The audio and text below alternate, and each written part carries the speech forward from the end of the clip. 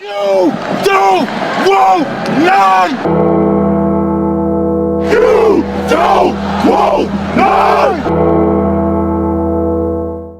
What's going on, Tar Heel Nation? It is your favorite North Carolinian, Russ, the Tar Heel. And in this huddle, baby, we're going to talk about the North Carolina Tar Heels taking on the number 18 UCLA Bruins up in Madison Square Garden in their last opportunity for a quad one win in the non-conference, bro. Carolina is 6-5 on the season and 1-5 against quad one teams, bro. And this is it. This is it, guys. The tourney hopes largely are predicated on the results of this game. You've got to beat UCLA, or you've got to just completely run roughshod in the Atlantic Coast Conference and possibly even beat that thing, win that thing, if you will.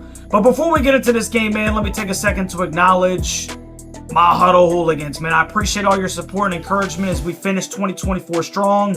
Obviously, we've had a ton of stinking football recruiting, the excitement of Bill Belichick coming to Chapel Hill, and we're trying to couple that with, basketball and, finding out how in the world we're going to get through this season with the product that we've seen on the floor, man. If you got the ability and you appreciate the grind, bro, consider becoming a member. It's only $4.99 a month, man. You get access to the Huddle Hooligan Discord. We have a great time in there, bro, talking basketball and a whole lot of football right now.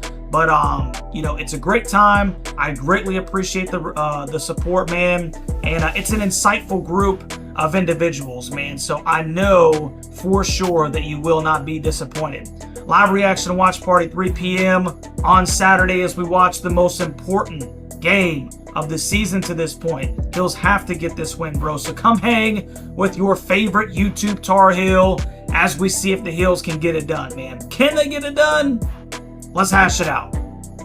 Now, the UCLA Bruins are led by head coach Mick Cronin, who is 115-53 since 2019 when he took over the helm at the school. Cronin was also at Cincinnati from 2006 to 2019 and Murray State from 2006 to 2009. Now, the Bruins' leading scorer and rebounder is the 6'9", 230-pound junior forward Tyler Bilodeau, who's averaging 14.1 points per game, 5.5 rebounds, and 1.4 assists. He's shooting 49.6% from the field and 35.5% from three. The leading assist man for the Bruins is 6'6", 200-pound senior guard Kobe Johnson, who averages 3.6 assists and to 1.6 turnovers per game. And he additionally averages 5.3 rebounds and 7.7 points. Now, the Heels are led by head coach Hubert Davis, who is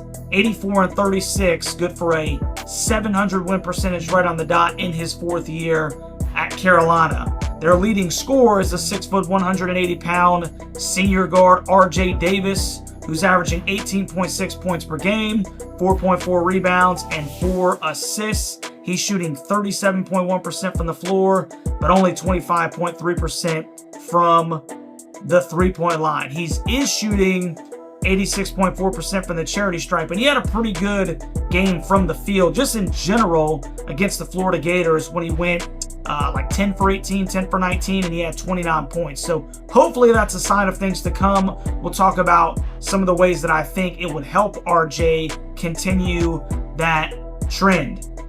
The Heels' leading rebounder is the 6'3", 195-pound sophomore guard Seth Trimble, who's averaging 4.9 boards per game, and he's also averaging 15 points and 1.6 assists. Seth is one of the Heels' most efficient scorers by shooting 50.5% from the field and 42.4% from three, along with 83.7% from the charity stripe. Gotta love the efficiency that we're getting from Seth Trimble this year. He has been an extremely good bright spot out of, kind of some murky water, if you will. And then Carolina's leading assist man is a 6'1", 180-pound sophomore point guard Elliot Cadeau, who's averaging 5.7 assists, per game to 3.2 turnovers. He's additionally averaging 11.5 points per game and 3.5 assists. So now that we've looked at the individual statistics, let's look at the points per game and the points allowed for these two teams. And as you can see, the UCLA Bruins are averaging 78.8 points per game, and they're giving up a very respectable 56.8 points per game. So very good half-court defense. This is a team that Carolina is going to have to effectively get out and run. They do have a 2-point win at number 12 Oregon under their belt, and they did beat a struggling Arizona team with our boy Caleb Love. Now the Heels are averaging 86.5 points per game, but they're also giving up 79.7 points per game. And their best win to date is a 2-point win over the Dayton Flyers. So now that we've looked at all those stats, let's take a look at Russ's 3 keys to a Tar Heel victory. And key number 1, man, I'm going to switch it up a little bit. Ian Jackson and RJ Davis.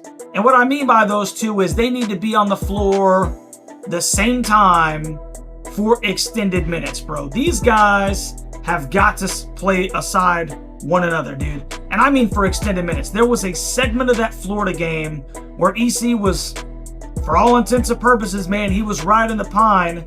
And RJ and IJ took turns, just completely going bonkers on the offensive end of the floor, man. And it may be one of those things that, EC has been very turnover prone here lately, and I understand that he's still averaging, 6-7 assists a game.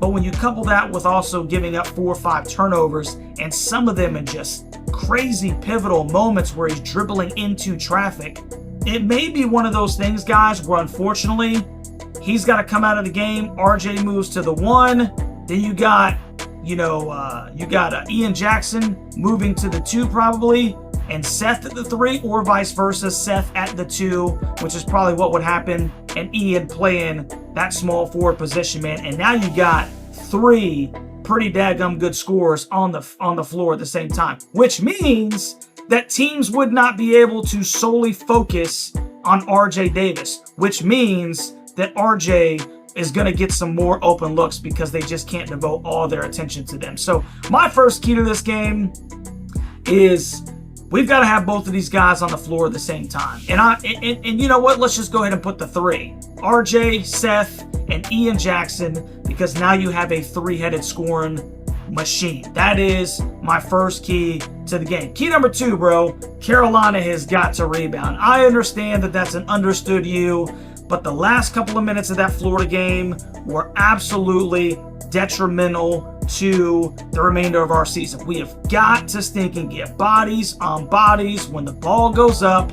And if I'm Hubert Davis with the lack of size that we have, I have 4 individuals crashing the boards. The only person that's coming back is my point guard that's up top to get on defense and obviously, try to keep teams from getting out on the run and getting fast break points. But I need my guys crashing the stinking board, man. I need 4 guys going to the stinking rim and grabbing some stinking rebounds, dude. That's the only way that we're going to be able to combat the fact that we are very small down low. So my second key to the game is going to be crash the stinking glass, bro. Get to the stinking rim, and, we have got to stinking get more rebounds. We have got to be more effective, especially in the later stages of the game. It killed us against Florida. And my third key to the game, bro, is don't be afraid to double team Bilodeau. Now, Tyler Bilodeau is a very good basketball player, okay? They got the Sky kid that used to play for Louisville. He can light it up as well. UCLA is a very good basketball team. But as the leading scorer and rebounder, I'm making him work for everything that he has. And if he tries to go back to the basket on me, I am 100% bringing the double team, because that kid is not going to single-handedly beat me. UCLA has more than just Tyler Bilodeau. But obviously, Carolina's one of their biggest weaknesses to this point is down low in the post. And Tyler Bilodeau will play with his back to the basket. The question is can Carolina keep him from just completely going to town on us? And that could very well be the difference in this basketball game. So I want to see Ian, RJ, and Seth on the stinking field, on the court at the same daggone time for extended minutes. That may mean the EC has got to ride the pine for a little bit until he can figure all this stuff out, man, and understand the importance of taking care of the basketball. I want to see Carolina crashing the stinking glass, and I would not mind seeing Carolina take Tyler Bilodeau out of the basketball game. Now, that will lead us to the prediction portion of the show. The question is, can Carolina beat UCLA and get a much needed quad one win? Well, before I give you my prediction, let's look at the ESPN matchup indicator that gives the North Carolina Tar Heels, a little bit surprising to me, a 51.3% chance at beating the Bruins up in Madison Square Garden. Now, this is what I think transpires. I think that you're going to get a very spirited North Carolina team. They understand the importance of this basketball game. It's not that UCLA doesn't, but I think the Tar Heels understand that it's almost do or die time, and I fully anticipate that we will get the best Carolina team that we've seen to date. I don't know, call it a hunch, man, but I think they come out firing on all cylinders, and I additionally think that this is, basically a homecoming game for RJ Davis and Ian Jackson, and they stinking go off offensively. I don't think Carolina starts slow. I think they stinking hoop, and I think they get the job done against the UCLA Bruins.